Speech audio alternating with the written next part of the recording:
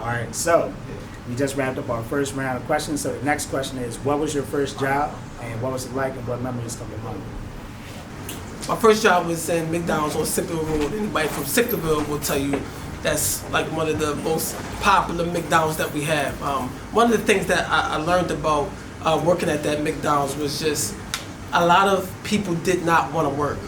So what happened is that I only had a couple hours a week, but when people would call out, I would literally hustle the hours. So most people wanted to go out on Fridays or they didn't want to work on Fridays. So I would ask everyone at the job, do you want to work on Friday? Do you want to work on Saturday? I would take all of their hours.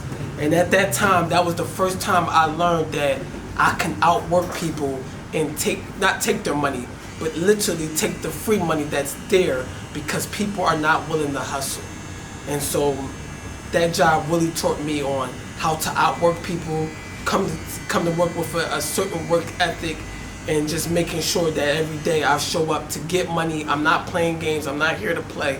Whoever don't want the money, do you want the money?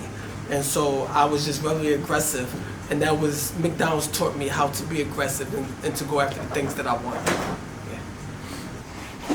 Well, since we talk about jobs, I can't say that I ever had a real job being employed by another person in my life.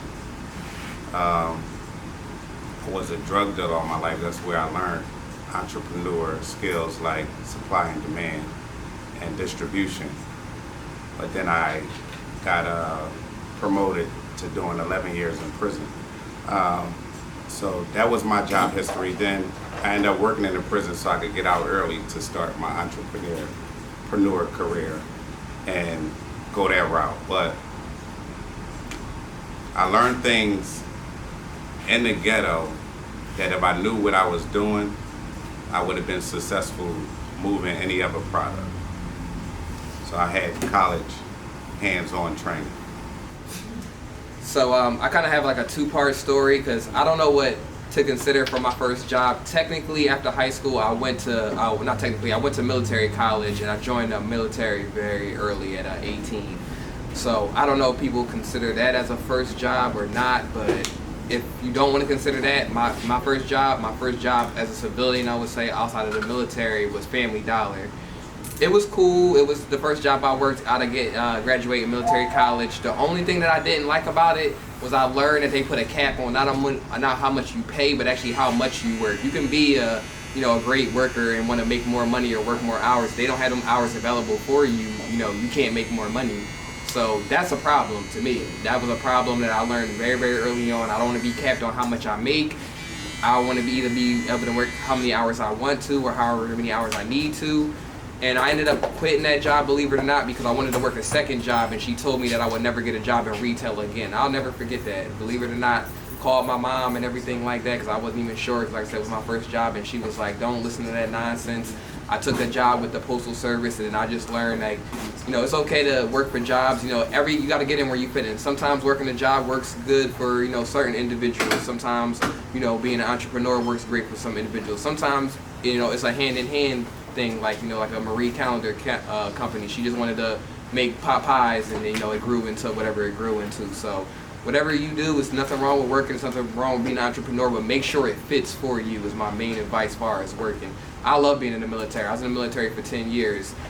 The way that I did the military in 10 years might have been different from somebody else.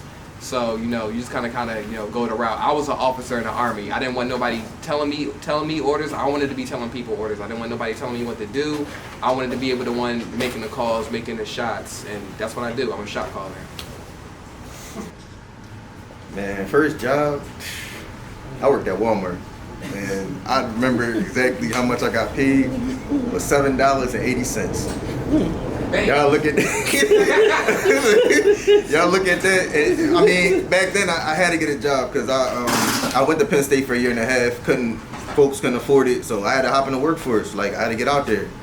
I wasn't too sure exactly how things was gonna go. I didn't have a plan. I had to make money. My grandfather wasn't having it because he like, look, you gotta have a job. You ain't gonna sit here and play video games all day. So, I had it. Walmart was my first gig. I was there for 4 years, and then after that, I had to find something new.